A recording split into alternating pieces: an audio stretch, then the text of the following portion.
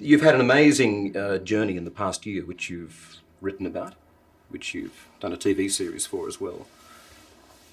If you could go back to that time last year, what happened with that newspaper sting? How did you let yourself be stuck in that, be trapped in that? I think that in life that you have a very different kind of look at life. There are many different roads and many different curves. Some are cliffs and some are straight roads. And it's a question of how you deal with them. The way you learn to do that is through challenges, and challenges are good experiences. So good judgment comes from bad judgment. And a lot of my mistakes in the past have been from bad judgment. And on the 19th of May, I think it was, a man came forward, which was introduced to me by a great friend of 15 years. And my great friend said, oh, there's a man who'd like to invest in your charity world, in your business, and wants to really be part of you going forward. On that particular day, I had 3 other meetings where I was putting forward my business plan to other investors, and had really good people who wanted to invest in me. The final one was at 7:00 that night with this man, and said he came from India. He'd taken on the name of a businessman in India.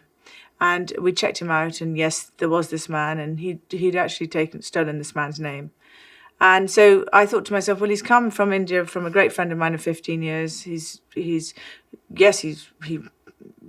alive and well, this man. So I'd been through 3 other presentations that day, and so I thought, okay, about 6:00, I was so tired, I wanted to go home. And I remember talking to 2 of my assistants, and I said, go ahead of me, please, and get him to sign a confidentiality agreement, because I'm not happy about it. Something's wrong. And so they had went a sense of that, didn't you? I had. That's why I said something was wrong, and I had a sense that my instinct was really up, that this wasn't going to be right. And but I trusted my friend of 15 years. Oh no, it's fine. I mustn't be rude, I thought, and. So I went over to sent the girls over in ahead, and the girls got him to sign a confidentiality agreement, but he refused, saying he had to give it to his lawyers.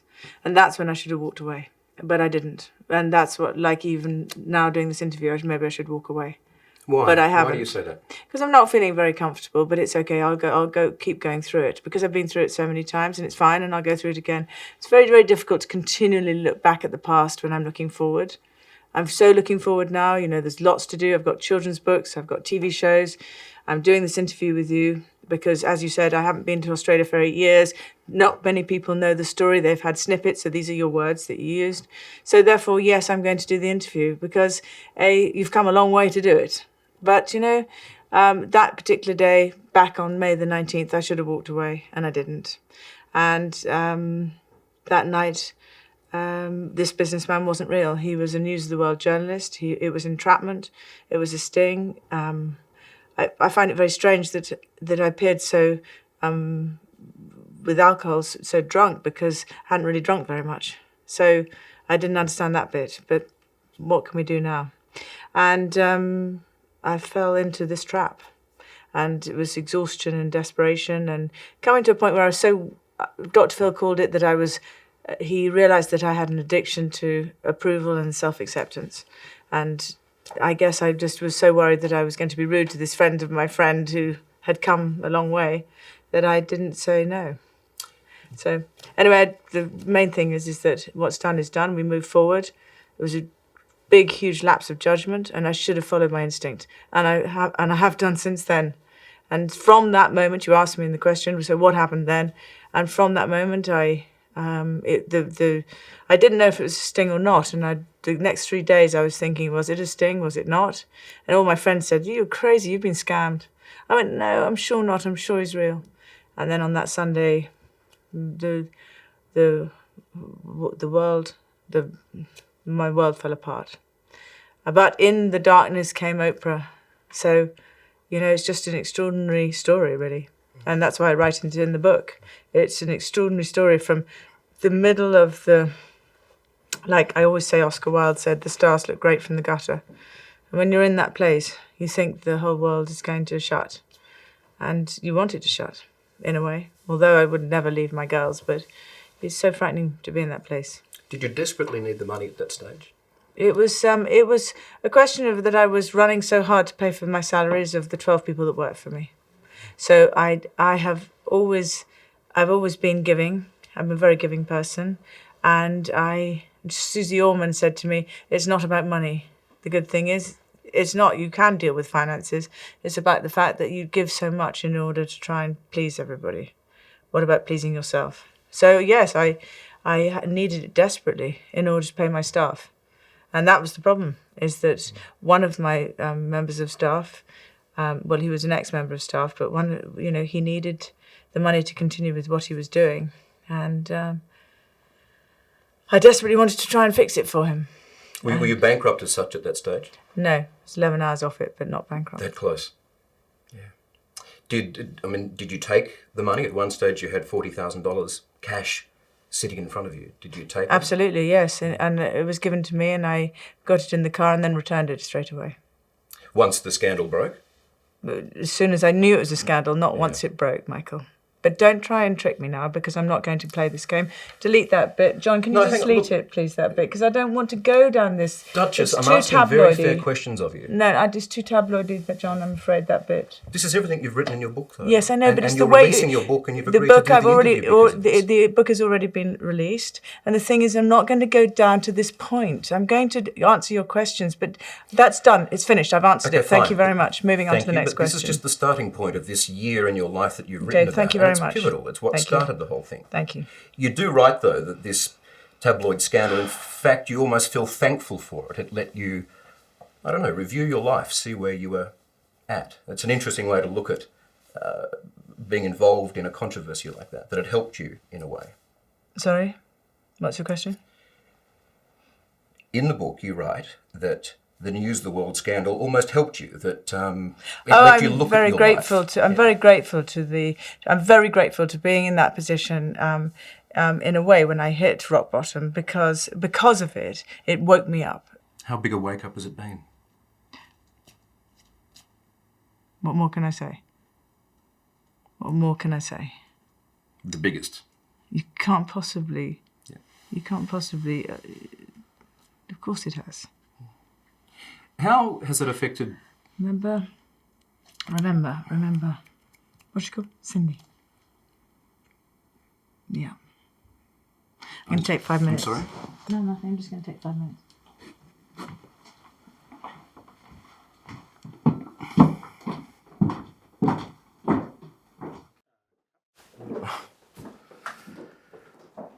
Right. You okay? Yep. You happy to move on? Yep. The book is called Finding Sarah. Does that mean you were lost? Oh, very lost. Are you lost, Michael? Do you know where you are? Many people in this world are lost. Many people have been through many different things.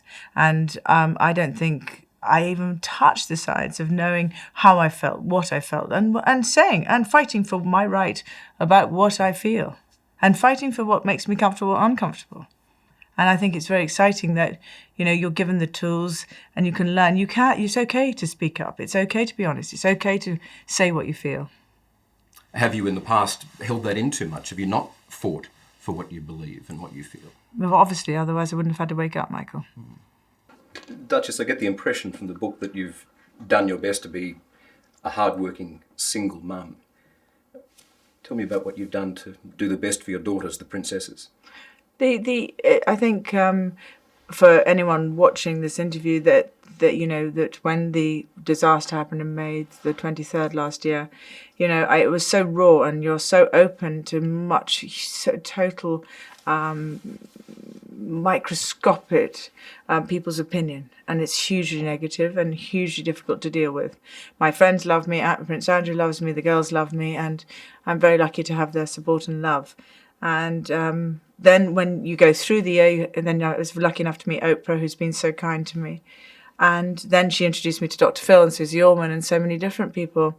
And then you suddenly realise that you can actually, from the brink of such devastation, bring yourself back. And that takes enormous courage and enormous strength. And when I was doing it, I was writing the book, Finding Sarah. So every page in the book is from the pain of what I went through. And so when you get through to that point, then when Oprah said, well, why don't we film it, for the OWN network? Everyone said to me, why do you want to do that? Just keep away, keep low. But that's not what I'm about. At the end of the day, I've got 43 schools. I work really wholeheartedly with children in crisis, which I founded in 93. And I really believe in the rights for children. I really believe that children should have a right to dream. I believe in children's literacy, education, and the right to be hugged and loved. And, there are many different children I've seen who haven't been hugged. And then you see a child that has been, and you realise, my goodness, there's so much to do. So if I can use the public platform and public stage in order to help another, then I'm going to. Because I want to make my life useful. I want to do that. So going forward, I wrote the book. And the book is painfully honest and excruciating. Honest. It's excruciating to live with past mistakes. It is so difficult. And Oprah always says to me, the time you're healed is when you give up the hope to changing the past. That is true forgiveness. I always would like to change so many things in my past, but I can't. I've got to move forward. And it's very difficult to go back over them. It really is. It's because you just cringe. You just think, it's not me. Where was my head at the time that I did all these things, or a lapse of judgment, or whatever else I'm meant to have done? And it gets to a point where you really think, enough's enough. You got to move forward. So I'm a single working mum. I've got 12 children's books out in the marketplace right now called the Helping Hand series, which is all about teaching children through their parents on the parents read the book about, let's say, grandpa dies. And at the end, there's 12 helpful hints to the parent from a child psychologist on how to deal with bereavement. So each book is dealing with it to help the parent deal with an issue they might have to face. You've got some books here today. These are my Helping Hands books. Mm-hmm. And I talked about Olivia's grandpa dying, but this is the example of the Helping Hands book. This is about Adam. And so the parent reads to Adam, and then at the end there is the 10 helpful hints. Right, so those are the books there's 12 of them. So this is Molly Makes Friends, this is Adam, Get Well Soon, Adam, and here are all the other titles, which are quite a lot. And so there's, Lauren's Moving Day, Healthy Food for Dylan, Katie's parents get separated. Oh, and when it came out last May, on the 23rd, I had to go out to America and to actually talk about these books. So the week of the devastation in my life, I had to go in front of 3,500 people and talk about children's books. It was really hard. And I remember starting it because the book that it came out that week was Ashley. I haven't got my glasses on. Hold on. Ashley learns about strangers. Right. And I held it up there and I said, maybe I should take a leaf out of my own book. So that goes very well. I've got the Finding Sarah book. I've got another children's book coming out next year. Yeah, I'm a children's book author. I'm going to be a novelist, and I've got lots of things to do going forward. I also want to increase my schools and my philanthropic work. Having been through the scrutiny you've been through, do you worry for your daughters, the princesses, and the scrutiny they may receive? I think it's intolerably difficult for any young person on the public stage. You've seen the pressures that poor Amy Winehouse went through. I think everybody on the public stage has a huge sense of duty. It's a huge sense of vulnerability. And I think that the tabloid newspapers can bring a person up and then just destroy them with one flick of their tail. I've been in public life for 26 years now, and I'm happy that I am, in a way, because I made the great choice of marrying a great man and I got public life. With it comes a great responsibility, and that's fine. If it means that I can be able to raise the money to build my schools and spread the word of a silent whisper, then I'll be the voice of a silent whisper, and I'm happy to do that. What have been some of the hurtful things that the tabloids have said about you or written headlines about over the years? Well, there's one really good one in Australia, which was, since I'm talking to Australian, which was that I think I must have gone on the Mediterranean with 5 sheikhs. It was on the front cover of a magazine. and made 500,000 Australian dollars. And at the time when it was written, which was last June, I think, or July, when it said that I was an escort or a girl or something, I think my sister and I took it to the #1 litigation lawyer and said, this is ridiculous. And he said, you really can't do anything about it because they're just going to go and write more and more and more. So you're better just to go quietly and just accept it, that it's not true. It's kind of like that. Those things stick though, don't they? I think that if you're a people pleaser like I am and you're addicted to acceptance and approval, then yeah, you want everyone to like you. But it's not always like that. So you just had to cop it? I think that, what do you mean by cop it? Take it. There's nothing you can do to defend yourself. There's been many times in 25 years where I can't answer back.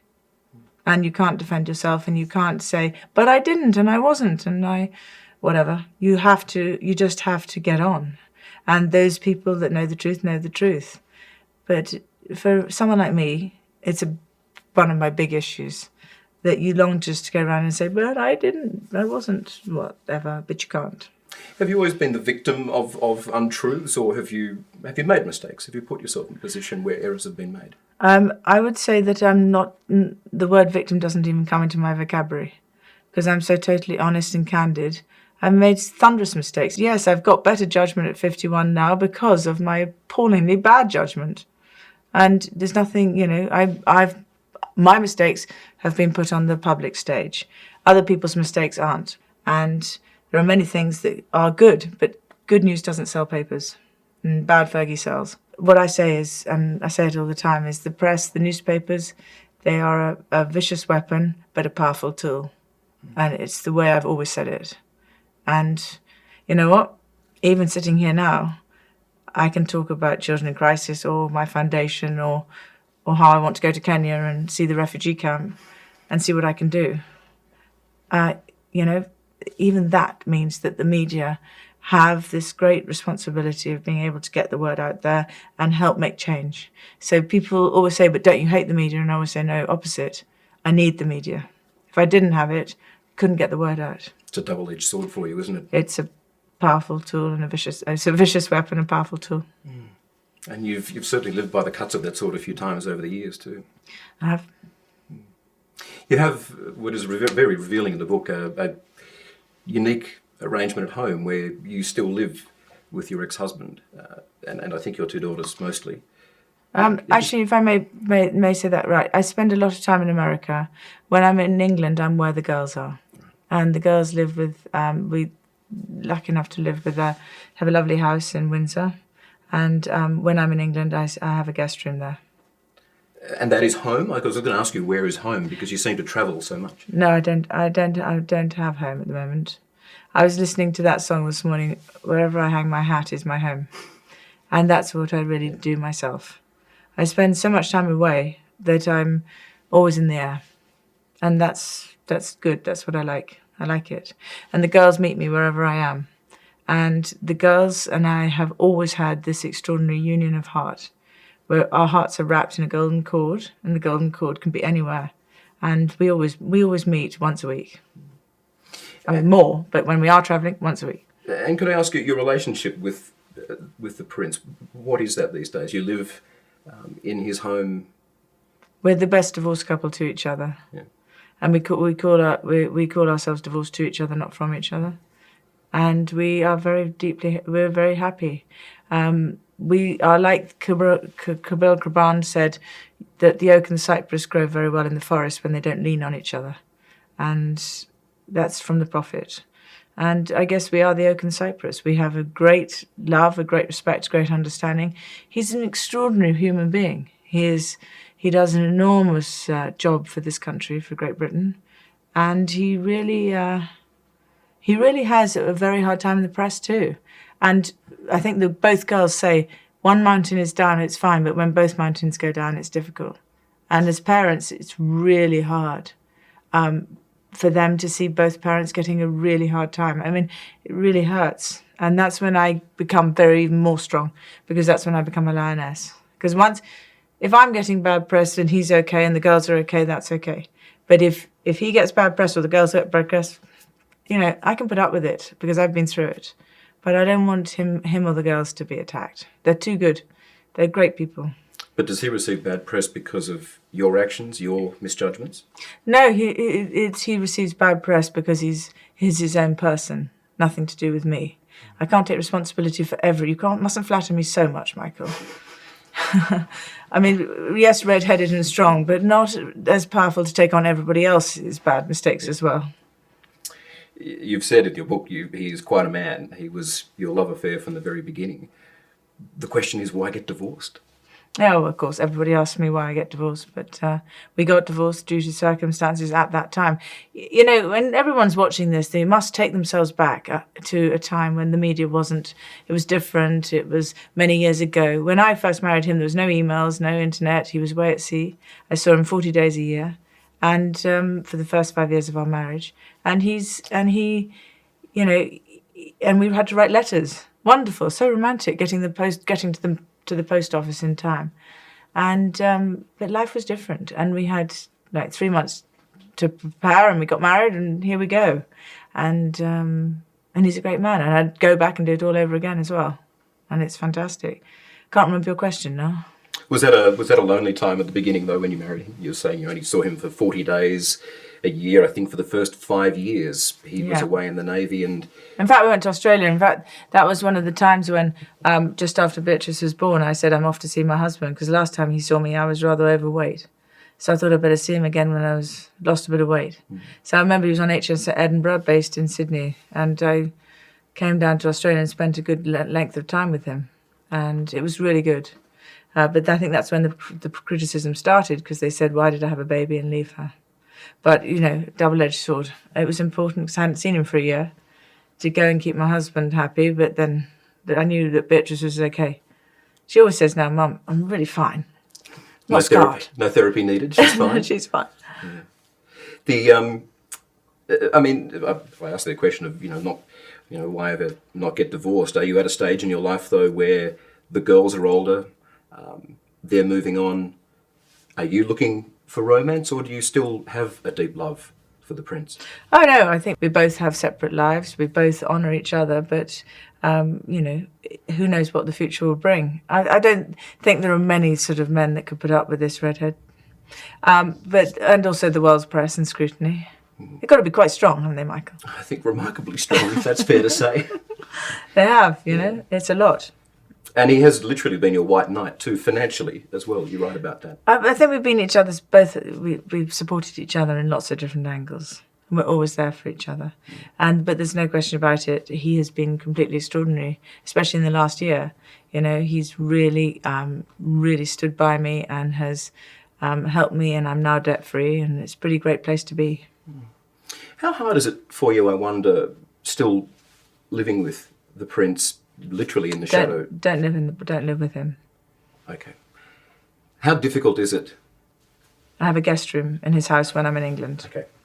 When you're in England and you have a guest room at the prince's house, literally in the shadow of Windsor Castle, how difficult is it not being part of that royal family? Well, I think that it's... You're so close to it, but so far from it. I think that it's... I am mum to two great girls, and the Queen is a most fantastic grandmother to the girls. But I am divorced from the family, so that's it. Most other families, when somebody loses you're divorced. You're not invited to weddings and things like that. You're out of it, and so it's very hard for me, because I long to be with the girls in their finery and looking lovely, and I long to be part of it all, to be with the girls. But you cannot have your cake and eat it. When you got divorced, I was surprised to read that you really walked away penniless, in a sense, didn't you? Well, I wouldn't. I think penniless is slightly exaggerating. I think I walked away with I chose friendship with Her Majesty rather than fighting to get X, Y, Z. So you didn't fight for money, because the impression is, why have you had money worries? Here you are, once married into one of the world's richest families. And that's the impression, yes. And that's completely wrong? That's the impression. That's fine. Move on. Next subject. Do you still have a friendship with the Queen? No subject. I'm not talking here to talk about the Queen or the royal family. No, you raised it though, because one of the things you... Well, she's a wonderful grandmother to the girls. Tell me about Christmas times. Oh, yeah, that's what I do write about, that it's been really sad for 15 years not to spend Christmas with the girls. And why is that? Well, because it's a royal family occasion, and I'm divorced from the royal family. And so I don't get to spend time with them. But I'm glad, because I give the Queen a lovely gift of my girls. But they don't have the option of not going? They're required to go and be I with wish the family? that for the girls to go there, because I think it's good that they are with their family. It's sad, but it's one of those things. But you can't paint me as a victim, because I'm not. I'm here. I'm very lucky. I'm very blessed, yeah. and I wish the girls and the royal family the best. And I know that they do a wonderful job for this country. Was it a kick in the guts not to be invited to the wedding of William and Kate? It was a moment when I took myself off to Thailand, and there was no television or radio, so I was able to just be completely quiet and just sort of, I was the last bride up that aisle, and it's sort of it brings back lots of memories. That was a remarkably happy time. I mean, you were the breath of fresh air into this royal family. How do you reflect on your wedding day? Oh, it was the best day of my life, apart from having my girls. And I had a lovely dress. It's a great dress. And it was certainly a long kiss on the balcony. That was a good long one. Have you given any advice to William and Kate particularly? To the next generation of royals? Wouldn't dream it. If it was on mothering and good mothering, I can give advice. But that's the only place I can give advice. Yeah. Unless you want to know about mistakes. I mean, I've noticed already, unless you want to know about mistakes. Would you offer that advice as well? Yeah, well... You've written about it. I don't think I need to. I think everybody's written about them. Right. I mean, Kate need only pick up that, I guess, and... Doubt she will. No. Have you met her? No. Okay. Beatrice's hat and the reaction to it. Were you surprised when you saw the hat? What did you think? I saw the hat, but I think she's so perfect in every way. Both my children are. So I'm a very straightforward mum who knows my girls well, but I think they look beautiful, and I think that Beatrice had the most incredible outfit on as well. She looked really good. If you were here on the day, might you have said, "Oh, darling"? I think if I'd have been here, maybe I would have made sure that the hat a couple of days before was different. The hat was quite the hat. Certainly, she turned it round from a triumph, from a disaster. $135,000 for charity is no mean feat, and especially in this day and age. So it was totally her idea, and I really take my hat off to her for doing it. One of those big hats? One of those big ones. When there was that very instant, quick reaction around the world to the hat, did you worry that this is happening again? This is the sort of scrutiny that I've had and I do not want for my daughters? Yeah, it worries me greatly that the girls mind so much about their mother and father getting such bad press. It really upsets me, and I wish that they could perhaps the press could just twist it around and say the good bits, not always the bad bits. It's terribly easy to find fault in everybody if you want to. If you look, you can always find fault in everybody, but you also can find the good bits, and you can say good bits. But that's the way it is, and that's what we live with, and that's fine. When Beatrice and usually get press, I really mind, because I'm a lioness, as I said before, and I get ferocious because I can, because it's about them, or it's about Prince Andrew. And fine if I have to take it, but I don't want anyone else to take it. It's really uncomfortable. But I don't, especially not my girls, because they don't deserve it. They are really good girls. They've been through a lot in their lives. Extremely proud of them. Oh, my heavens. I'm so proud of them. I didn't even go to university. I left school at 16, and there's Beatrice overcoming dyslexia and getting a 2-1. It's pretty great. That's excellent. It's pretty huge. Do you miss Diana? I miss her. I miss her so much. And she was just such a white light. I mean, she was so powerful and so funny and so witty, and she was just fantastic. And I just love her and will always, and miss her greatly. And I wish she was here, because then there'd be 2 ex-wives, and we'd be able to sort of, talk to each other about what goes on and various other things. It's very, very difficult to be the only ex-wife. as I said on the bridge, it's pretty difficult because you're on your own. It leaves you very vulnerable. I mean, there's no one else in the world who can share what you're going through. Nobody. And then so you're a big target. So that's again you can either be a target or not. What was that time like when you were young?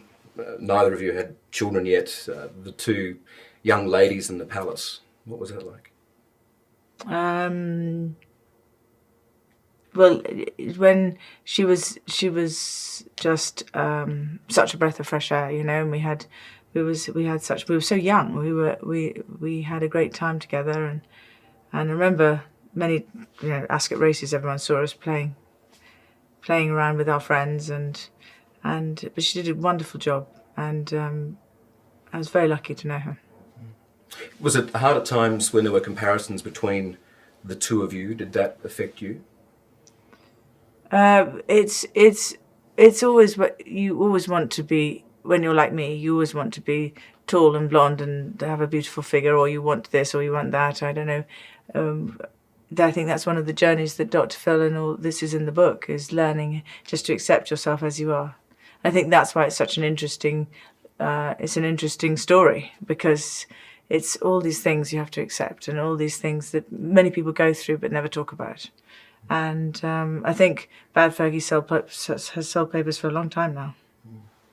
In that, when you talk about that wish to be tall and thin and blonde, how does that relate to your well-publicised weight issues that you've spoken about and battled with over time? Yeah, I've worked for 12 years for Weight Watchers, and it's extraordinary to work for an organisation which was actually helping you. It's a great organisation because it teaches you that you can eat what you like, but you just control yourself. And I think that in my case, it's more about eating, stuffing down the emotions, comfort eating, and that's what I talk about in the book. That you just run to the food instead of dealing with the feelings. You've learned to control it, but were there times where that's exactly what you did? Oh, what? Ran and stuffed yes. yourself with food. Make up for things. Yeah, it's in the book. I've talked about comfort eating for many, many years. And that's when I was with Weight Watchers. As soon as Mum died, the weight went up. And all these different issues. Instead of dealing with them, you tried to suffocate them. And that's what comfort eating is. You just try anything to numb out the feelings of the pain, so you don't have to look at them. It's kind of extraordinary, really. But it's what I've done for many, many years. Are you in a place now where you control that? Have you got control of that? Yeah, so now I need to up my fitness. Right. Yes, you get control of the food and you get control of dealing with your feelings because you've been given the tools of how to live from a great team of people. And so it's been very exciting to learn that, and so now you can start increasing the fitness, running, and getting strong again. And I'm excited. It's really exciting when you actually turn the corner to realise you can do it yourself. One thing I wanted to pick up on, if you don't mind, and you can comment or not on it, with the current press about news of the world, do you believe at any stage your phones may have been hacked? We're looking into that at the moment. We're looking into that. And yeah, it was many years ago probably, but I don't know. I'm going to wait and hear what they say. But I'm sure that many telephones have been hacked, but I don't know yet. Personal phones of yours or staff, do you think? Or I think probably very close staff members of mine would have had their telephones hacked, but I don't know. I can't be sure. Would that explain any of the bad coverage of you over time? What being having phones hacked? What people finding out information about you that's led to some bad publicity over time. Would any of it make sense if you found out the phones had been hacked? Maybe that's up to you to say, not me at the moment. But you're waiting to see. I don't know. We'll see. And the news of the world scandal that began all this for you last year is now gone. Do you take any joy in the demise of that paper? Not at all. I think that it's like the farmer who planted his crop and they all came back and said, wow, that's a great crop. And he went, maybe. And then the next year, the farmer planted the same crop, and the crop was ruined. And they came back and said, "Oh, are you sorry?" And he went, "Maybe." And you just don't know. There are good crops, bad crops, but you just keep on an even keel, knowing you're going out in your life with good intentions and doing what's right and being good and being kind and working hard. That's all you can do. And people can either say, "Look at her, she's awful," or "Oh, no, she's great." They're both the same. At the end of the day, you have to continue with your core going to do what you know you do well. And I know I'm a good mother, and I know I write good children's books, and I know I'm a good humanitarian and a philanthropist, and I would like to, and I'm proud about that. Those are the things I know. And with it comes all the hot energy and the cold energy. At the end of the day, we're just going forward. About the demise of the News of the World, I can't bring back that year last year, and actually because of the News of the World, I'm at Oprah, and to actually call Oprah a friend is one of the finest honours of my life. She's a great and extraordinary lady, and I think that's just enormous. You're quite think inspired, it's enormous. aren't you, by her? I'm totally inspired by the passion of life, and Oprah has that passion of life.